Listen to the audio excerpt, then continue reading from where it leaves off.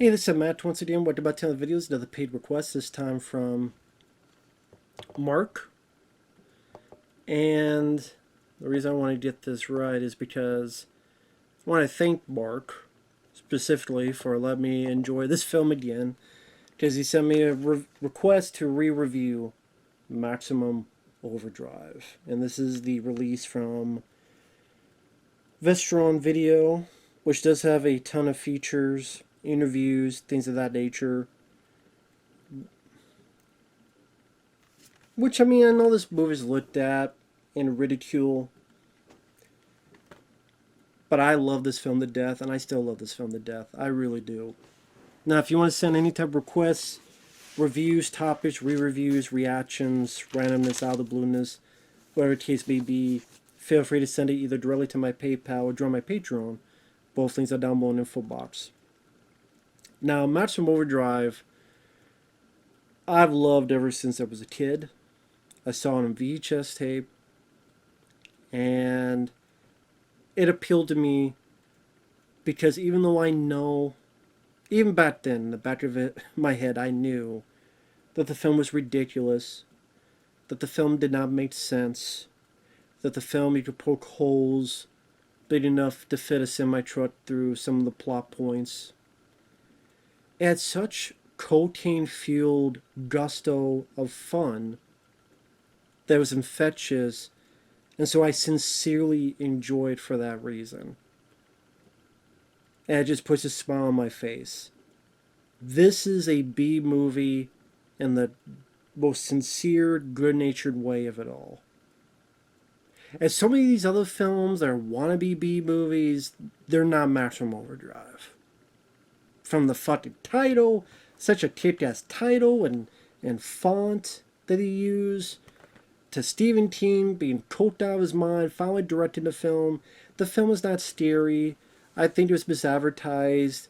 They misadvertised it like this is going to be a scary movie. It should have been more advertised as this is a fun, rambunctious rock and roll movie. You got AC/DC on the soundtrack, my favorite band from beginning to end. Not just supplying songs, but the musical score, which is great. Because AC/DC has this psycho type of score, but then it's like my favorite album of theirs, the Who Made Who album. I love Who Made Who. Who Made You? You Shook Me All Night Long. Hell's Bells. Shake Your Foundation. Ah, yeah, yeah. Shake your foundations. I love the songs. I love the soundtrack. And again, I think the score works very well. I wish they could have done more musical scores. I really do. I like what they brought to it all. The plot, it's ridiculous, but it's like we know it's ridiculous. Anytime you have killer machines, it's always going to be a ridiculous reasoning. Because it's killing machines coming back, whether it be a ghost, whether it be experiment that fucked up, whatever the case will be, it's going to be ridiculous. So it was almost like an afterthought. Fuck it, let it be. It's this comet. Put a bunch of text with a bunch of bullshit about comets, and at the end, UFOs and shit. Like, listen, we know you don't care about this. Just put it up there so we can move along to get to the meat and potatoes. I kind of appreciated that. Instead of thinking it's some serious wannabe drama and take 30 minutes to try to explain this that no one really gives a fuck about. No, here's a comet. It's green. There's green shit over, and there's some text. We move along to Stephen King, try and get some money. This machine just called me an asshole. Because you are Stephen King. And then we get AC/DC music. Who made who? Who made you? I'm like, this is the right tone to have for this kind of movie.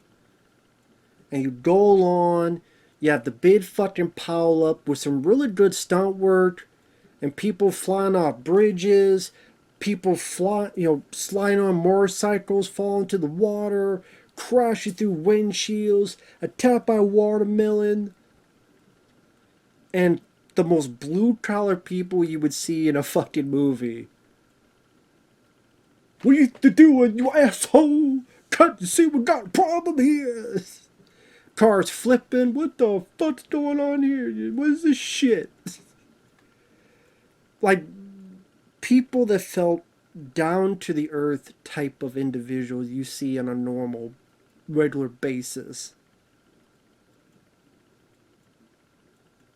And we create this chaos at the beginning, and then we're introduced to this sucker here, one of the best looking trucks of all time. We're able to get the Green Goblin from Spider-Man and the front of a truck, of this Happy Toys truck, or whatever it's called. That's the coolest looking semi-truck I've seen in a movie. I don't know shit about semi-trucks and how to drive them. If I had one, it would be this. I fucking love this truck. And the eyes glow because the headlights. I fucking thought that was such a genius idea. Because right then, you've given a truck, in a weird way, a personality. Because you've given it a face. And a cool looking, face. That's the fucking Green Goblin from Spider-Man. Nowadays, you get sued for that shit. But they could actually allow this to happen. Just, they made the deal. Hey, we'll do it because it's Stephen King.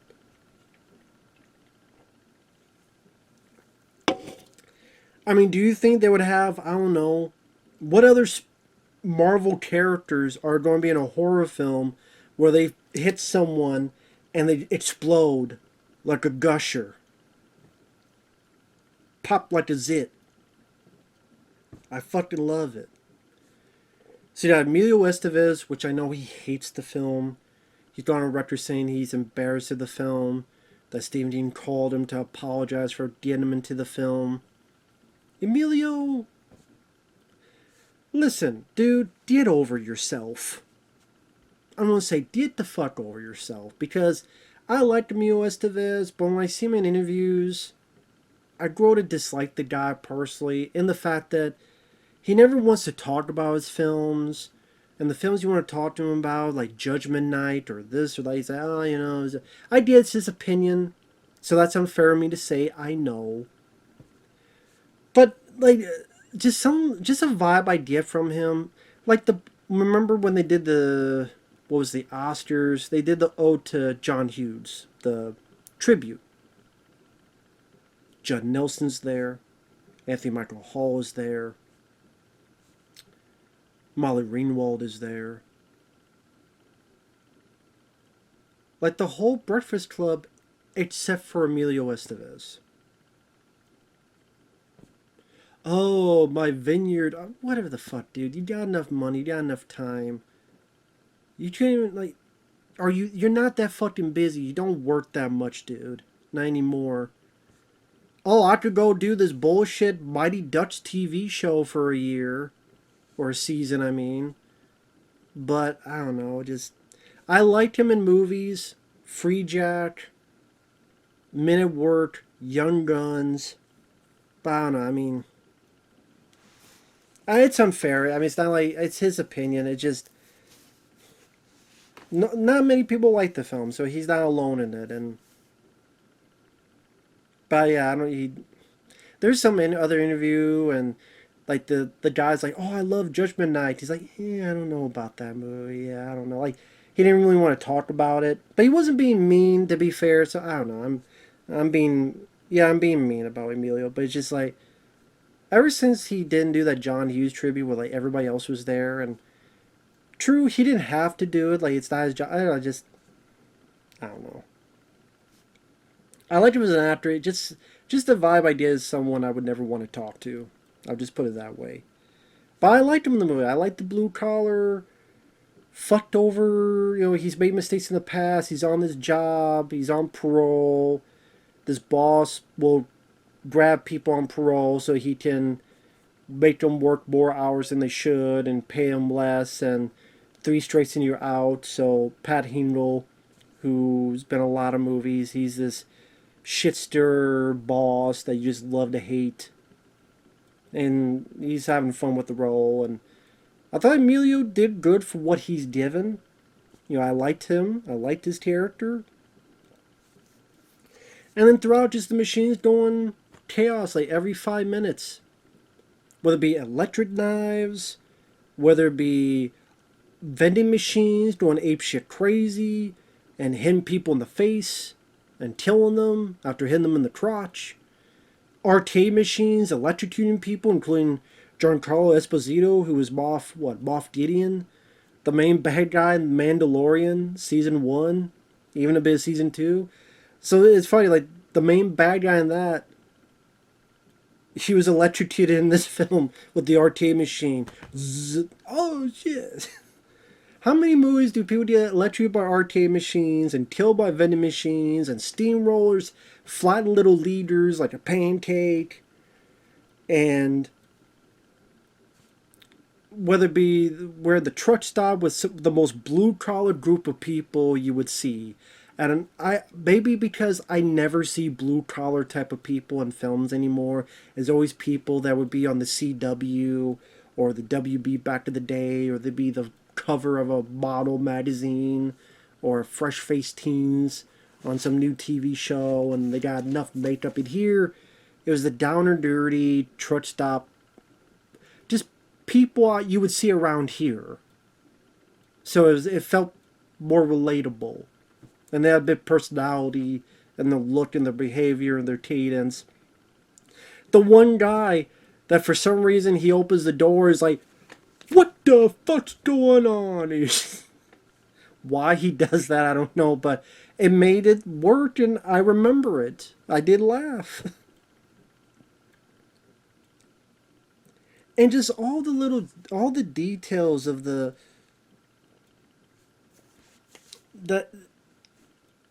it was like, let's make an insane rock and roll, just fun movie. Even if it doesn't make sense. Sure, Pat Hingle is into arms dealing, so he has a shitload of guns and bazookas at the base of this truck stop. Okay, because that way we did some bazooka fun and blow up some semi-trucks, did some really good explosions. When people get hit by trucks, they go splat. They get hit and they fucking explode in blood. Apparently there was more blood, and sadly MPA cut shit out, which sucks. Because I would love to see the uncut version. There's a rumor I heard that Stephen King had the uncut version, but he'll never release it, and I'm like, if that's the case, fuck you, Stephen King. Some of us actually liked your fucking movie. Sorry, buddy. Maybe you should give that in retribution for some of your stupid fucking Twitter posts you write up and shit. I'd love to see the uncut version. Apparently, like when the kid got steamrolled, there's an effect where the kid's head popped like a zit, and you see the blood kind of roll on Steamroller. The rumors that he showed that to George Romero, and George Romero got sick and wanted to puke.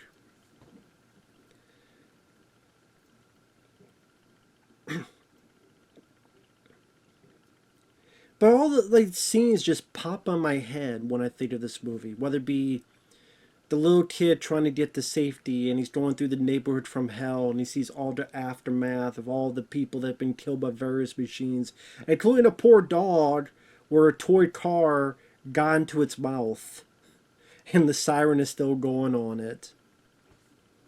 Like this toy cop car killed this poor dog.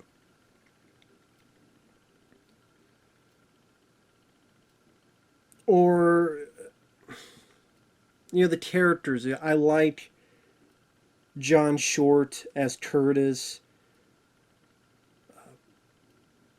Laura Harrington, I don't mind her. Her romance with Emilio is not the strongest part of the movie, I will admit. I'm trying to think, who was the kid's name? Holter Graham. I liked him. I think the kid's name was Deke. I liked him. I thought as a kid he was more natural and more subdued. He wasn't too annoying or over the top. I liked his performance. And just the whole vibe of it. It's a siege movie because they're stuck in the truck stop and trying to let the wagons go around. And people are like, why the fuck are the trucks doing that? They're fucking semi-trucks. Like, What else is a semi truck going to do? Go to McDonald's, fuck, have sex, go to the movies. Semi truck try to go on a roller coaster. Like what the fuck else is a semi truck going to do? They're fucking machines, you know. Okay, they'd be smart, but how smart are they gonna make them? Are they gonna, you know, it's killing machines. What else they don't do with the fucking thing? Just kill. We're bored. We're gonna go in a circle and figure out what the fuck to think about. What the fuck we got nothing else to do. Or they went around in circles because they're waiting for other trucks to come. Maybe that's what they were doing. They were going around in circles to keep people in there until the other truckers come, the machines, and you fill them all up. So maybe that was their plan. You stay in there. We don't make sure you don't leave. So the other trucks come. You fill them all up,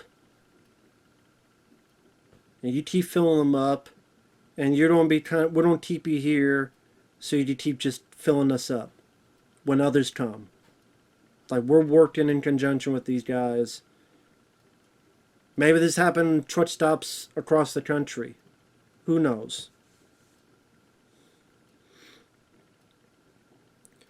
And yeah, I mean, this stuff may not make sense, of course. I mean, John Short as Curtis, his newlywed Yeardley Smith, who of course would be Lisa Simpson of The Simpsons, where she has a voice like, Curtis, are you dead?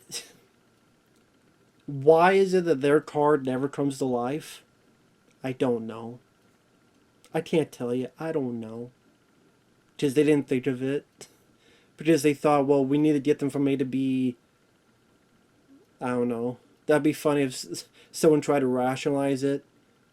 Their car had a brain fart. Maybe their car had a... Maybe their car was alive for 5 minutes when they were out, but by the time they got back, maybe that car had a stroke or something. He had a car battery brain aneurysm. Something. I don't know. Maybe when it came back to life, it was brain dead. I don't know.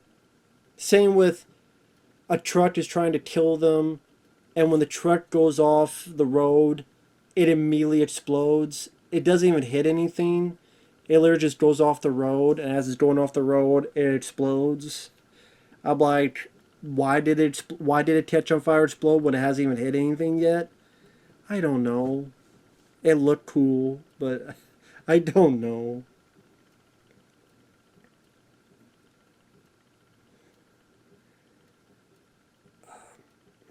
But it's just one of those films where I sincerely enjoy the go for it, fuck it attitude that this movie has, that you had in the 80s. That Stephen King had enough credit of his name, enough of a budget to make AC/DC blaring, bazooka shooting, Green Goblin smoking, fools, blood splatting, gun ho B movie. Like it's cocaine fueled, and I so much enjoyed it. With no pretensions. There's no pretentious shit going on in this. And it's everything you A plus. No, like in the I like Emilio Estevez. I don't mind Laura Harrington. Again, is their love story a story for the ages? No. You have some funny lines like, will you make love like a hero? You're like, okay. The fuck does that mean? You have the Bible salesman who's trying to get his hands on the girl, and then he gets hit fairly early on. And then when the boy's trying to get over the truck stop, the guy grabs him. Now, apparently that was stuff cut out where you were supposed to see that the Bible salesman was a lot bloodier, and like he's like, his face is falling apart. So he's like dying, but he's trying to grab the kid. His face is falling. So you're supposed to see a lot more makeup effects. Same with like when the coach got hit with the can. There's supposed to be some blood spewing from it. And there's pictures. You'll find them online, pictures. You just can't post them because YouTube will get mad if you do. I'm being serious. But, so they were shot, it's just either Steam Team has the footage or the footage is long gone. I don't know. And you even got the construction vehicle, and then it's a weird vehicle. It's like it's weird because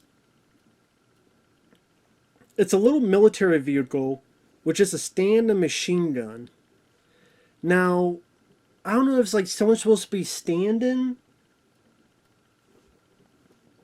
because I've seen some. But it's kind of a weird thing. Like, if someone be standing with a machine gun and you're driving, wouldn't they be doing like this? Like, there's nowhere to sit. There's nowhere to. Like, it's kind of a weird thing. Like, again, it's a military vehicle and just a machine gun. Okay, if a person had that, how the fuck would they stand? How the fuck would they stay? Like, they'd have to be standing and bouncing along with their. Usually they have like maybe a seat or something else to it. It seemed like they made a military vehicle. They didn't quite know how to do it. So I know there are mistakes, folks. I know, but it had so much energy and fun that by the end, you got Emilio Estevez with bazooka going, "Adios, motherfucker," and blowing up this very same truck with AC/DC music blaring and triumphant. Yeah, I like the blue collar characters. I like the cast. I like the survivors. Again, John Curtis. I thought he brought a fun vibe to him. Like he seemed like a decent guy as Curtis, especially if he's got to put up with Yeardley Smith. My heart goes out to him. Not just the actress, but I mean the character. How shrill the character is with her voice. Curtis, I don't like this. If you gotta deal with that, my heart goes out to the guy, so I felt sorry for him already. I like the banter he has with Emilio when they're in the sewers. And he's telling Emilio, "Hey, Emilio, hey, how's it taste?" And the guy, like, Emilio trips and falls and something gets in his mouth. How many people do you think have taken a leak in here? You got some bloody squibs. You got some bloody splats. You got some. I like the bit where the kid shoots the shit out of the what do you call it? Where you place an order at the fast food and they're like, humans here, and I thought the kid said a pretty cool line and shot the shit out of it. The other two tears shooting the shit out the ice cream machine, ice cream truck, which has a good stunt, but apparently that stunt went wrong because it kept sliding. I think it slid to a point where people had to get the fuck out of the way or they would get hurt.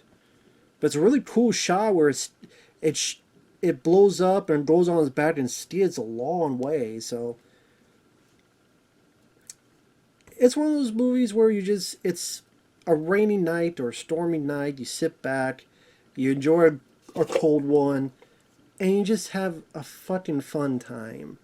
That's what movies used to be. Just you go back to have a fun time. No political messages, no agendas, no pretensions or bullshit. And I don't give a fuck what anyone says. I sincerely love Maximum Overdrive. I fucking love this film. It is cool that it got a lot of features. You can tell a lot of them are pretty on the movie. But I'm certainly not. But it's cool to see like the restoration of the Goblin vehicle.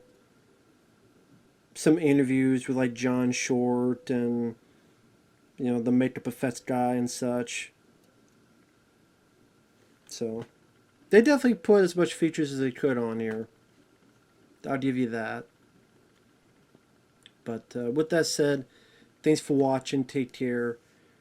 And we will see you guys later. Bye-bye.